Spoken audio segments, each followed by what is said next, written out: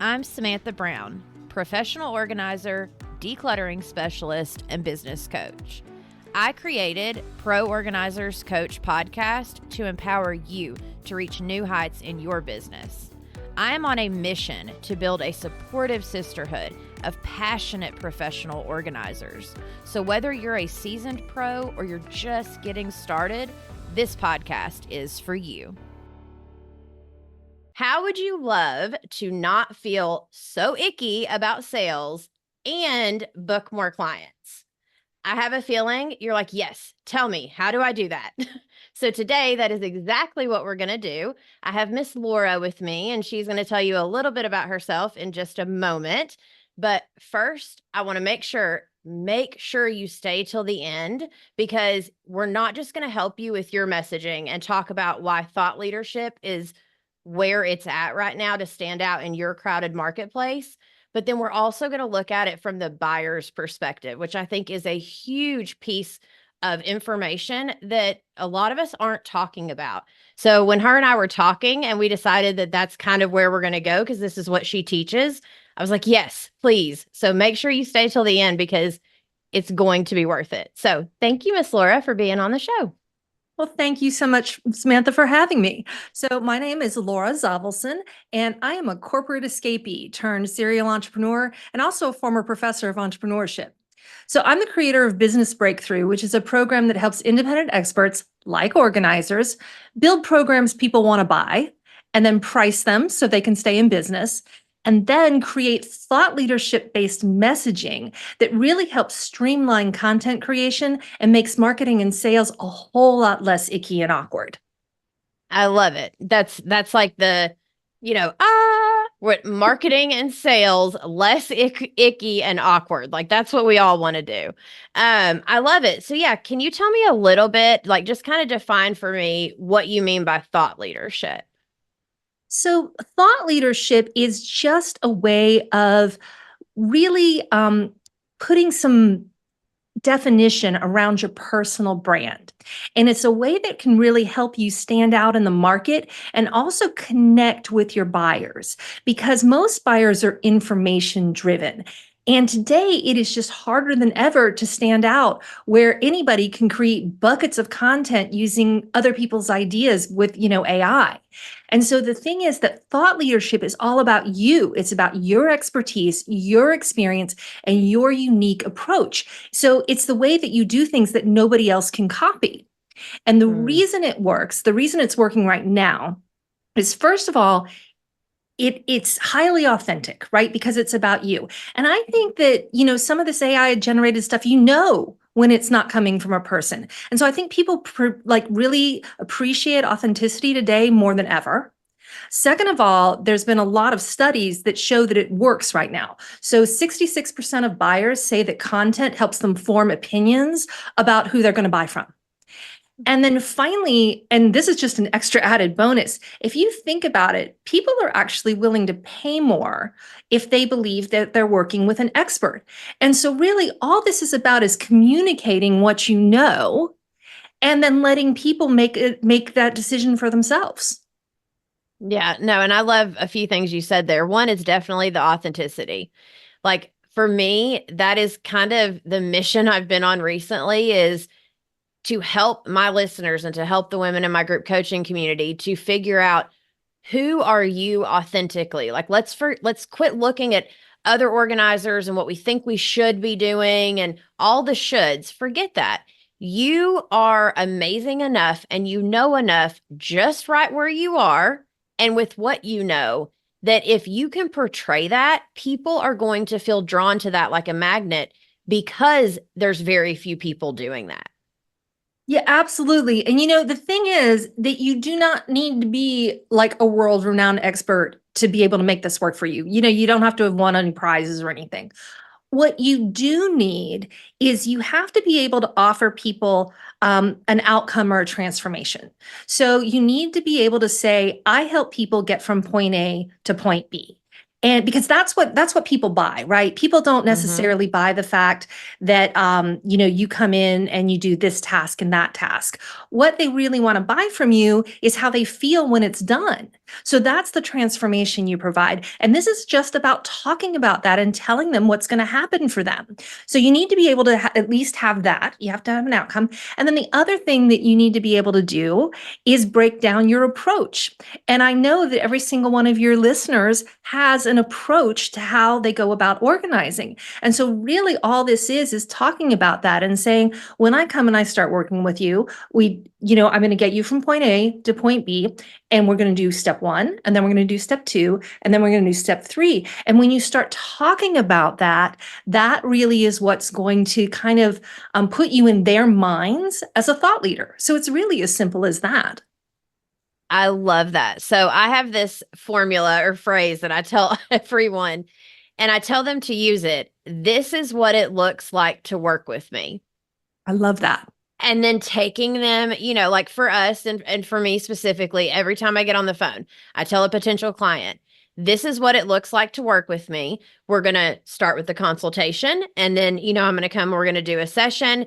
We're going to take it one step at a time. Like I have this whole spill, right? But it's this is what it looks like to work with me, because I know that specifically as an organizer, every one of us do it so differently, which is why I started doing that in the first place, is because I knew that even if they had worked with an organizer before, if I didn't set those client expectations from the very beginning, I was setting myself up for failure in the sense of they may not be happy with what I'm doing, or I've not set it up in a way that they are like, oh, she said we were going to do this, right? And so that's huge of what you just said of helping them understand this is what it looks like to work with me. And here's the steps that I'm going to take you through.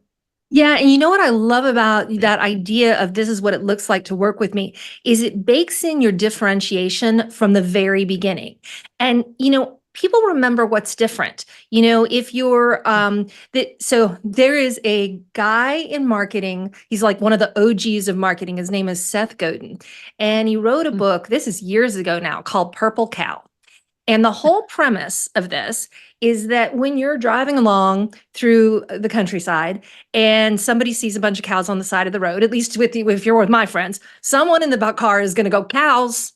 And that's lovely. And everybody's like, well, yeah, cows, it's great. And then after a while, you've seen enough cows. And so people stop commenting on cows. But imagine if you were driving along and then all of a sudden you saw a purple cow on the side of the road. Oh my God, everybody in the car is going to be like, purple cow. And they're going to get out of the car and start taking selfies with the cow and sending them to people, right? People really hang on to what's different. And the cool thing is that if you can get really good at talking about why you're different, and you can occupy kind of that brain space for people, they will tell their friends about you. And that is like the best marketing of all. Thank you. Hello. Word of mouth marketing is, yes, we need content. Yes, we need all the things. Like, yes, people need to be able to find us, and 1,000%. But our best marketing are the clients that are happy with what we did. They connected with us, and then now they're telling their friends and family. Like I still to this day believe in word to mouth, whatever, marketing, whatever it's called. No, absolutely. That referral based marketing, of people. This is another. It's kind of yucky, but this is another Seth Godin-ism. He said people like he called them sneezers. There are just people in your world who like tell everybody if they found something good, if they found a new kind of, I don't know, something at the store that's really good, or they found a sale over here, they tell all their friends. They found the best restaurant in town, right? They tell everybody about it. If you can be that best restaurant in town for them, they will tell everybody. And that gets that trust going. And that's one of the things that we were going to talk about, right? Was that what are the things that we need to do to get people to buy from us? Absolutely. And we were also like, what are the things that we need to do? Like, let's just go ahead and jump on in.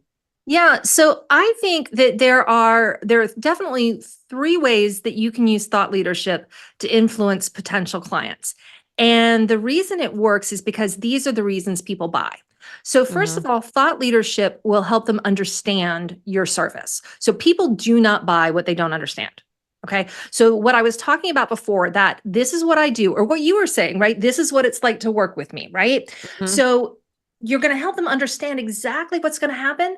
And you can write about or talk about, because you can, thought leadership, you can do this with a podcast, you can do it with videos, you can do it with a blog, you can you can do it on social media. You can put your ideas out there any way you want. But one of the key things you need to do is to help them understand your service. So that's number one. Mm-hmm. If they don't understand it, they're not going to buy it.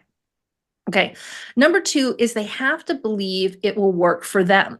So as an expert that if you go in there and you follow your process, things are going to get organized, right? But the Yes. thing is, everybody thinks that their situation is special, right? And then Yes. we all want to think that we're special or our circumstances are unique. And especially if we're uncomfortable, right? And Mm-hmm. that's when people hire people. It's when they're uncomfortable. So you have to help them believe that your process will work for them.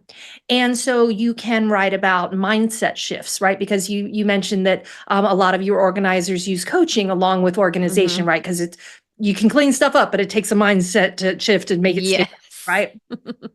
So you can write about mindset shifts. You can do case studies. You can show before and after. You can say, I worked with somebody just like you, right? So when people start to see themselves in what you're talking about, and that's what thought leadership does, they will believe it will work for them. Okay, so that's the second thing they have to believe. And then the third thing is they need to know, like, and trust you. So this whole concept of know, like, trust came from a guy by the name of Bob Berg. He wrote this book, I don't know, 15 years ago. But he had this idea that all else being equal, people will buy from someone they know, like, and trust. So, what is a better way to get people to know, like, and trust you than telling them exactly who you are, how you work, what you're going to do for them, and what's going to happen after you're done working for them, right? So, Mm-hmm. those are the three big buyer influences. And then I added one more, and it's remember. You have to help people remember you. And if you are just somebody on social media who's out there, putting up posts about, I organized this, or, here's a picture of what I did, or, here's me and my dog, that's fine, but it's going to be hard for you to stand out in their minds. And what you want to be is you want to be that purple cow. Like you want to occupy a space in their brain so they remember when they have the organizing problem, because they probably, 2 to 3% of the people that you talk to have the organizing problem right now. Then Yeah. the rest of them are going to have the organizing problem later. And so you have to help them remember you. And the best way for them to remember you is for you to talk about your expertise, your approach, and your step-by-step method that you use to get from point A to point B. And nobody can take that away from you. That is uniquely yours. Yeah.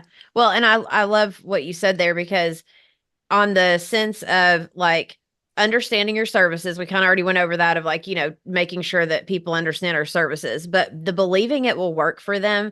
I want to jump there for a minute, because I think that you're exactly right. I almost always hear people tell me that I chose you because of either your messaging spoke to me, your before and after photos. When I saw the before, I realized that it's similar to what mine looks like. So I knew you had seen this before. Or it's well, for me, it's like it's the faith component too. Like I have scripture on my website, and for me, that's huge. And so a lot of people will even choose me for that. But the point is, they have to connect with us somehow.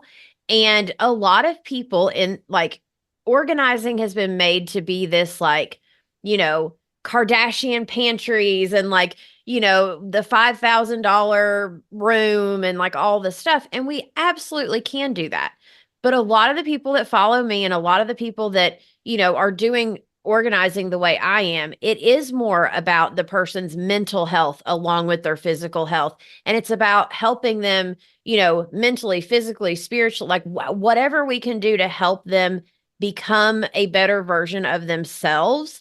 So their life is more peaceful and less chaotic, and they have systems in place, but it's simple systems, not the, because it's not that organizing, a lot of people think everything fits all, like all of it fits, the exact same way.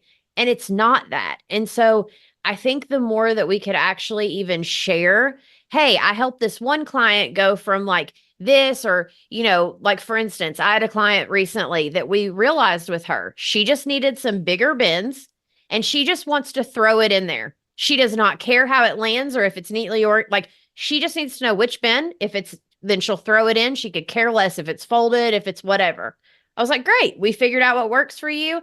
And now she's at a place where she picks something up. She's like, oh, I know where that goes. It may be a big bin and it may just get thrown in there, but for her, that works. And Yeah. I think that's such a great insight in terms of showing that you're willing to help people find something that'll work for them, that you're not a one size fits all. Because I think specifically around what you do, what works for one person that's like a super organized person and is like everything Hmm. has to go in the same space every day versus someone who's like my son, who he sounds like this woman that you were working with. Literally, there's a bin for clean clothes and a bin for dirty clothes because he's not going to put them away. And by the Right. time he got to college, we were kind of like, all right, he's not going to put them away. So, Yeah. you have to find stuff that works for them. And I think that people forget that these case studies and testimonials and these before and after pictures, that's all a part of a thought leadership content strategy. It actually all goes together under the same umbrella. Yeah, I love that. And so when you say case study, do you mean like if like kind of like the story I just told you with her? Would it be something like sharing that on like a blog or sharing that, or what would a case study 100%. be? It's, Okay. absolutely. It's the before and after pictures on social media. It's the before and after pictures in the caption that talks about what you just said. It's a blog post. It's a maybe you interview the person if they're willing on YouTube Mhm. or on the podcast, and they tell you, before I thought that I had to. I'm just going to use my son as an example. Before I thought I had to fold everything up and put it in a drawer, but I just couldn't make myself do it. And so if you can't make yourself do it, it's not going to work for you. Mhm. And so, if someone can come in and say, well, what if we just did this? You can absolutely change somebody's life by saying, it's okay. What if you just did this? It gets everything off the floor, out of the way, everything looks good, and everyone's happy. That's so powerful for people to think, oh, if I hire, an organizer, they're just going to make me fold stuff. Right.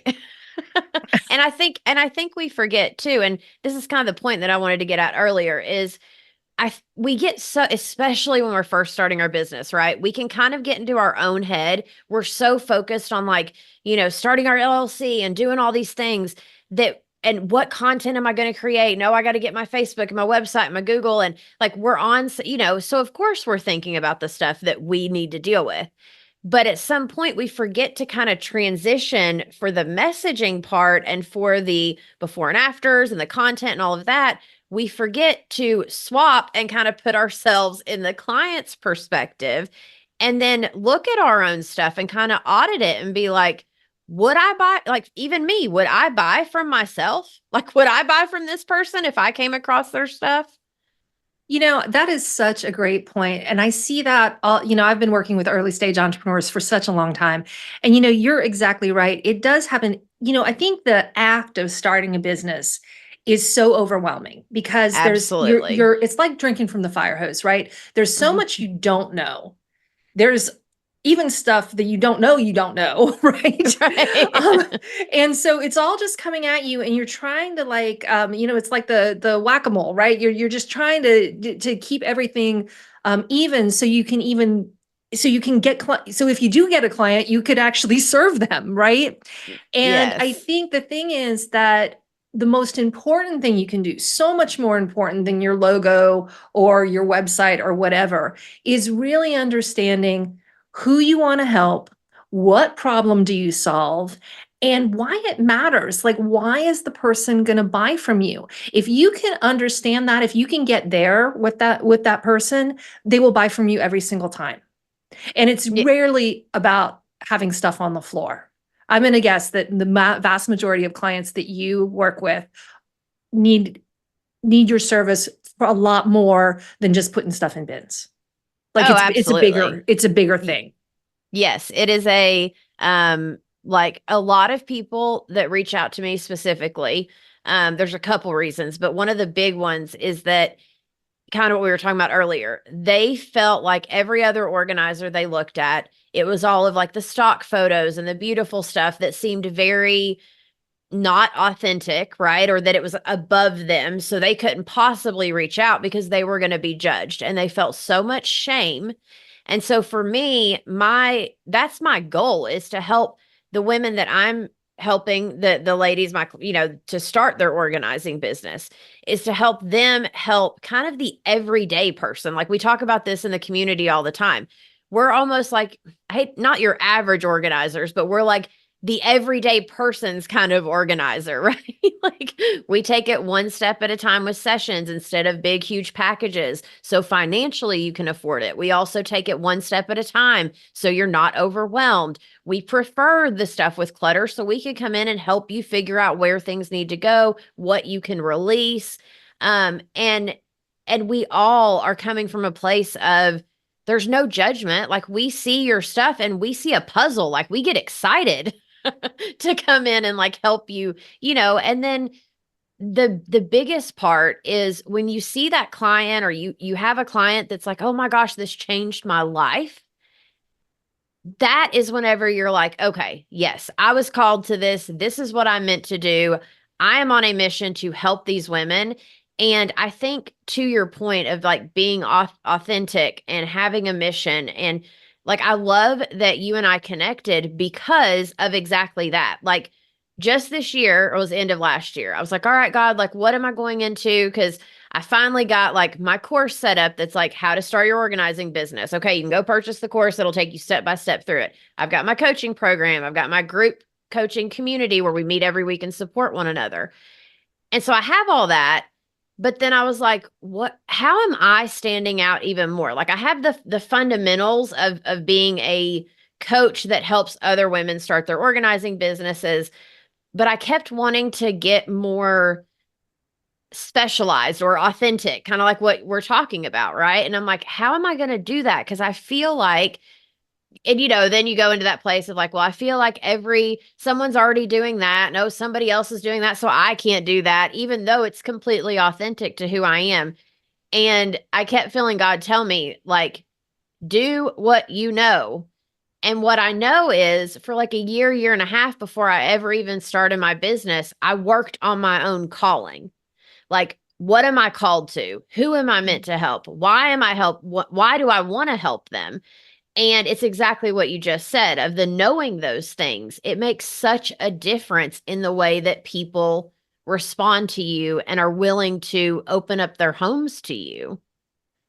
100%. And I love that you did that. And, as you were talking, I was listening to the words you were using, and so many of them really connected with the emotions of the person who might be looking to buy from you. And Mm-hmm. it's that emotional connection. So thought leadership isn't just about connecting with data or connecting with your process. It's really about making that emotional connection, because that's actually what gets into that know, like, and trust.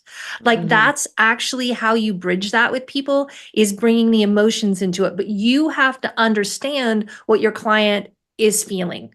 You have to understand. I mean, I thought that was just such great insight, that people might not hire an organizer because they were ashamed of having someone else come Mm-hmm. into their house, right? You understanding that then allows you to talk about that. And that is thought leadership, right? Talking about Mm-hmm. that and saying, this is normal, and we come into this all the time, and we see this all the time, and there's no judgment. Think about how that's going to make a client feel so much more open to working with you. I think that's fantastic.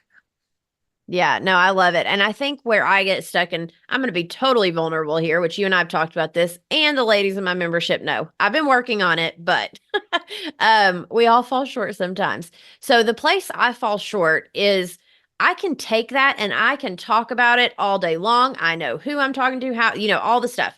I can do all the online stuff when it comes to like Google and my website, and like I've got all of that stuff down to a T. But where I get stuck is the social media part. And I think a lot of Mm. us do. Like the second it's like, oh, I'm going to put this out on social media and I'm going to create content around this, we just go,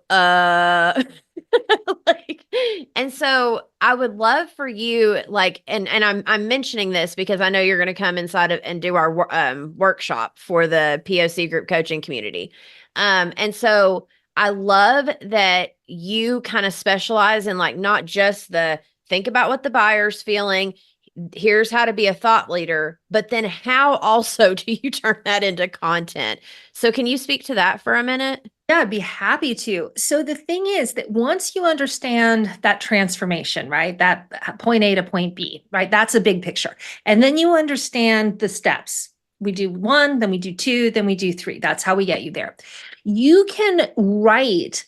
Yeah, I use an analogy of a disco ball that it turns out that we can break our content up into little tiny mirrors. And when it spins all together, it's really impressive. But you are actually just breaking down the pieces into really small bite-sized chunks. So a lot of times we think, well, if I'm going to create content, I got to talk about the whole thing. I got to talk about Mm-hmm. everything that I do. And then I'm going to talk about the steps. And then what else am I going to talk about?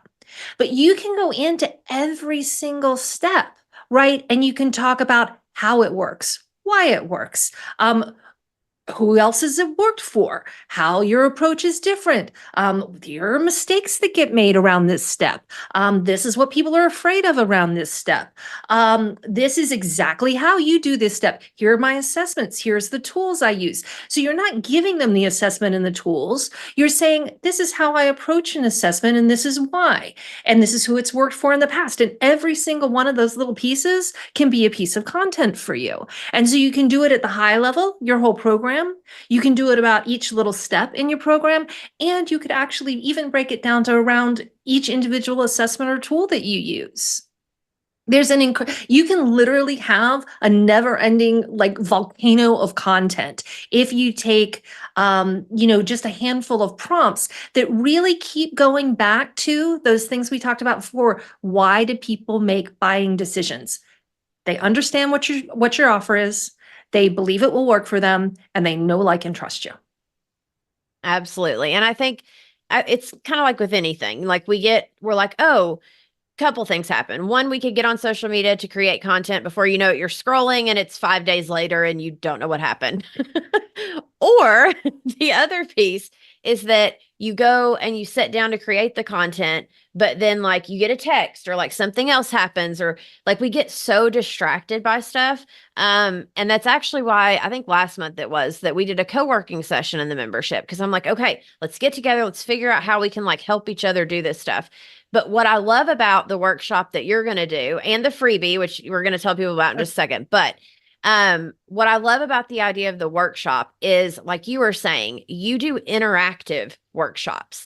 And I think that that is huge, because it's like, hey, you're inside of this group coaching community. You know, every Tuesday from 6 to 7 Eastern Standard Time, we meet. And so it's already an hour that they have set aside to be focused. Okay, well, during this focus, now let's figure out and get you some content to where the second you sit down, like you know exactly what you're creating. And I've tried to do that in the past for them or help them figure out how, but I get so stuck in my own head, You which know, is horrible. I know, I totally understand. And I'll be honest, as I've been working through kind of thinking about how to do this and obviously how to help other people do it. Because you always, if you're going to teach something, you got to figure out how to do it for yourself first. And then you can tell everybody else how Yes. you did it. But I have these things that I call minis. And I literally take my content, if I've written an article or if I've done a YouTube on it, and I will break it down into like the smallest part of that. And I will shoot 30 seconds of a reel. And then, basically in the caption, I more or less restate what I said in the reel. And at Mm. least that gets me out there with a consistency. And I know that I'm always talking about these key, a lot of people call them pillars, whatever you want to call them, your key categories, right? But all your key categories have to be is, this is my transformation, these are my steps. And actually that can be your whole pillars, is your transformation and your steps. And then I would say there's one more piece that I think can be super helpful to kind of supercharge the whole thing on social media. And that would be, I call them selfies, but I don't mean a selfie like taking a picture of yourself. I mean talking about yourself. So talking about your values. You and I were talking about this a little bit before we started taping, right? Which Hmm. is how important it is to share who you are with the people who are going to buy from you, because again, that goes back to that emotional connection. And so you have to be willing to talk about if you have a mission behind what you do, the values that are behind you do. If you want to talk about your family and kids and pets, fine. If you don't, fine. You can have boundaries. But really letting people a little bit know about who you are and why you got into the business, that can go so far to really complementing a thought leadership strategy. Yeah, and actually I've seen that a lot. A lot of this I've done by, just like figuring it out, spending time with God, spending time by myself, trying to, like all the stuff. But it wasn't like I ever had like, oh, this is my strategy, this is how I'm going to do it. I just kind of figured it out as I went. And that's why I love like coaching and what you and I do, is because it's like, hey, what took me 5 years, I can help you do in a couple hours. Honestly, that's exactly why I was drawn to it. As especially when I was teaching, entrepreneurship at the university level, I had all this knowledge, and I was like, wow, it took me so long to acquire all this knowledge. How can I share it with people to help women be able to start and be successful in their businesses faster?